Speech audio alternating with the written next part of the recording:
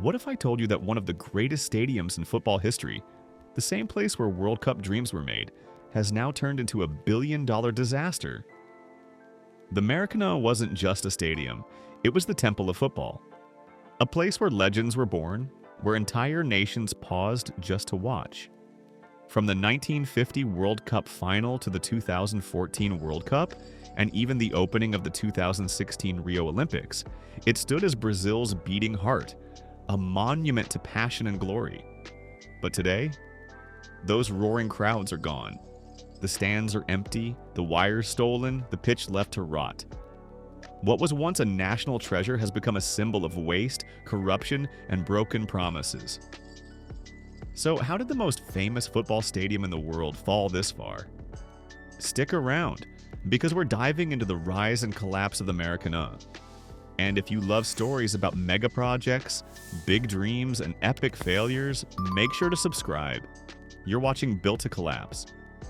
The dream why Brazil renovated the Maracana. To really understand what happened, we need to go back in time.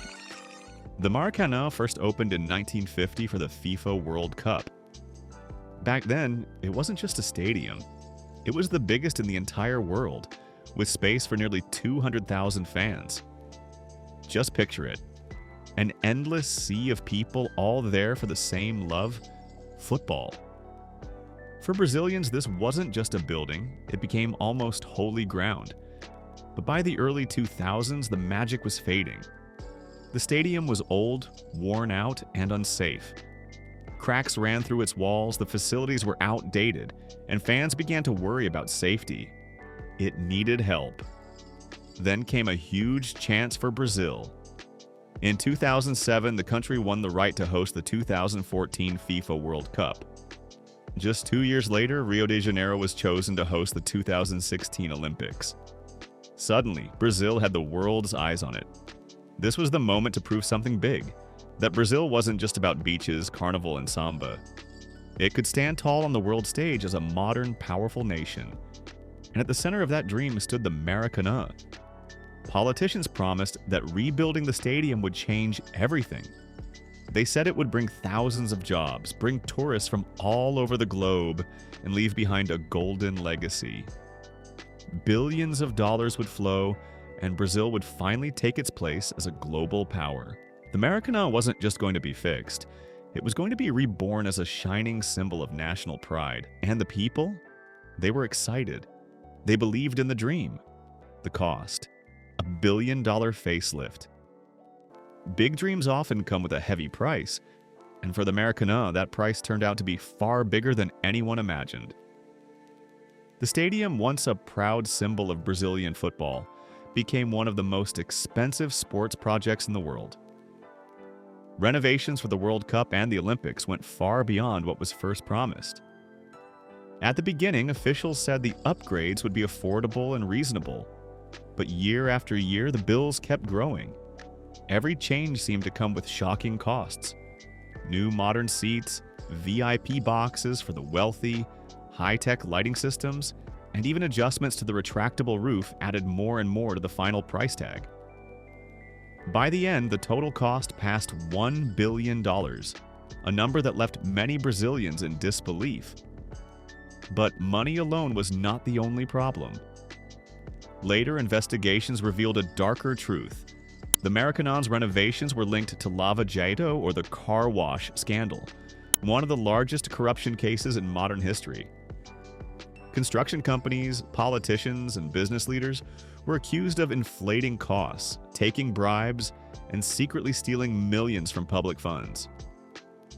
For everyday Brazilians, this was more than a disappointment. It felt like a betrayal.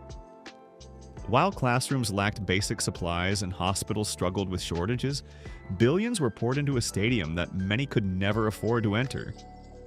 People began to wonder, was this giant stadium really built for Brazil's people? Or was it simply a playground for the rich and powerful? The answer was painful. The Maracana, once seen as a symbol of unity and pride, had become a reminder of inequality, corruption, and broken promises. For many, the true cost of the stadium was not counted in dollars, but in lost trust. The collapse after the glory. When the World Cup came to Brazil in 2014, the Maracanã felt alive again. The lights were bright, the seats were full, and the whole world was watching. Fans from across the globe poured in, and Brazilians filled the stands with drums, songs, and pure emotion. The stadium hosted some of the tournament's biggest games, including the final between Germany and Argentina. For a short moment, it seemed like the Maracanã had returned to its golden days, carrying the same magic it had back in 1950. 2 years later, it became the center of the Rio Olympics. Fireworks painted the sky, dancers filled the field, and billions of people watched from their homes. The Maracanã once again stood proud, not just as a football stadium, but as a symbol of Brazil's culture and spirit. On those nights, the country showed the world its beauty, its joy, and its passion. But when the celebrations ended and the cameras were gone, reality began to show.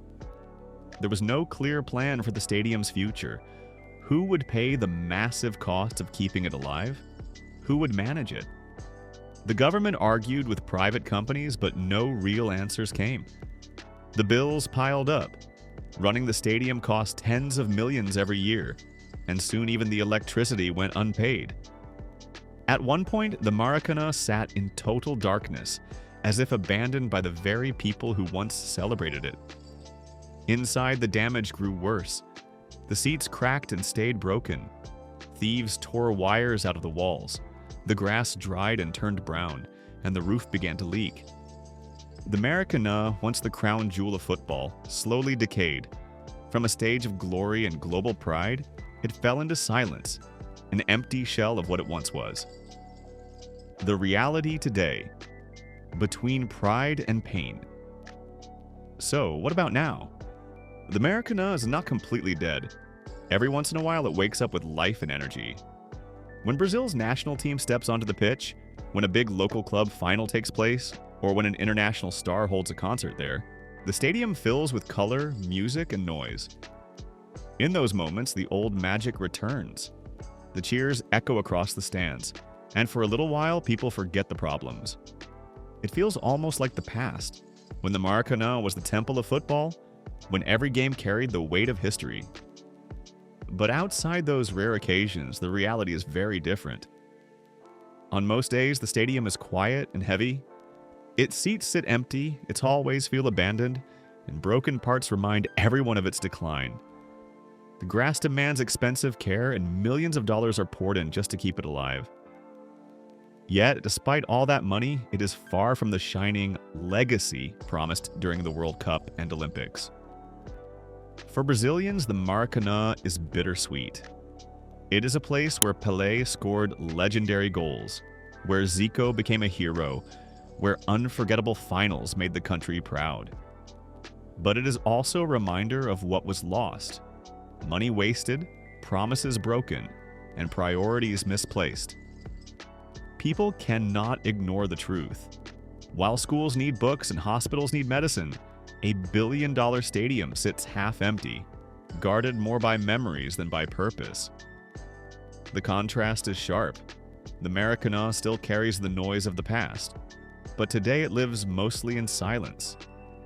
Once it was a symbol of Brazil's dreams. Now it stands as both a monument to glory and a mirror of decay. Bigger picture, Brazil's struggle. The Maracanã is more than just a football stadium. It carries the story of Brazil itself, a country filled with music, dance, joy, and passion, yet also a country that continues to fight against inequality, corruption, and economic hardship. For decades, the Maracanã was a place of dreams. It was where legends were made, where fans cried tears of joy and heartbreak, and where the world saw the beauty of Brazilian football. But in the 21st century, the stadium was given a new role. It was chosen to be the face of Brazil for the World Cup and the Olympics. When the events were announced, the government promised hope. They said these tournaments would bring jobs, tourism, new infrastructure, and pride to the nation. The Maracanã was presented as a symbol of progress, something that would unite people and show the world Brazil's strength. Billions of dollars were poured into renovations, and for a brief moment, the dream seemed real. The lights were bright, the crowds were loud, and Brazil stood at the center of global attention. Once the games were over, reality returned. Many Brazilians were left with debt, abandoned construction projects, and a sense of betrayal. Schools and hospitals still struggled, communities felt ignored, and life did not improve the way leaders had promised. Today, the Maracanã is more than a stadium. It is a mirror. To the outside world, it shows the pride of Brazil's greatest moments. To the Brazilian people, it also reflects pain, broken promises, and the heavy price of ambition. It is a place of both beauty and burden, where triumph and struggle live side by side. The Maracanã tells the story of a nation's dreams and the cost of chasing them. Conclusion: the Maracanã was meant to last forever. A temple of football, a home for generations, a stage where the world came together to celebrate Brazil's beautiful game. And for a time, it truly was. From Pelé's magic to Olympic fireworks, it gave us moments the world will never forget. But today, when you walk through its empty halls and see weeds growing in the cracks, you can't help but feel a sense of sadness. This was never supposed to be its story. The Maracanã now stands as a warning. That billion-dollar dreams without strong foundations can collapse. That pride without planning can turn into pain.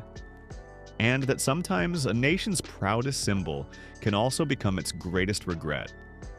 It's still there, massive, iconic, but no longer what it once was. Not just a temple of football, but also a monument to waste. So here's the question: will the Maracanã ever rise again? Or will it forever remain Brazil's billion-dollar stadium in decay? If you found this story as eye-opening as we did, make sure to like this video and subscribe for more deep dives into the world's greatest dreams and their collapses. You're watching Built to Collapse, where even the strongest giants can fall.